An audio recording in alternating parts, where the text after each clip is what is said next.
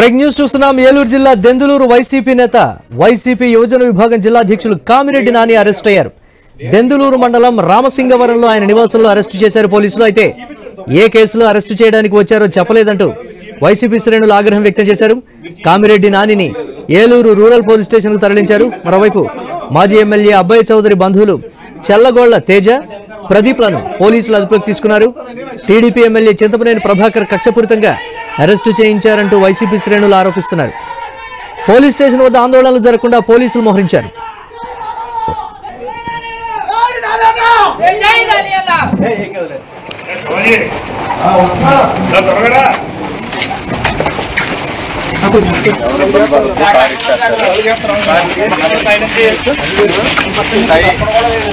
రాజకీయ అవగాహన లేనోడు కాదు. వారం రోజుల క్రితం దెందులూరు ఎమ్మెల్యే చింతమనేని ప్రభాకర్ గారు సాంబార్ అన్నం తినిపిస్తారని చెప్పాడు. ఆయన కక్ష సాధింపులో భాగంగా ఇవాళ మీరు వచ్చారు. మీరు మీ వాళ్ళు రమ్మారంటే బలవంతంగా తీసుకెళ్ళక్కల్లా. మీరేదో వేరే నేను అనట్లా, సిఏ గారు నేను వేరే అనట్లా.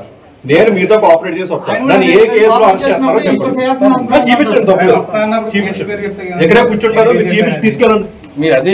మీరు చూపించి తీసుకెళ్ళండి. తప్పలేదు. చూపించండి, వస్తాను. నేను ఏమనట్లా, మీతో కోఆపరేట్ చేసి వస్తానండి. నాకు చూపించండి.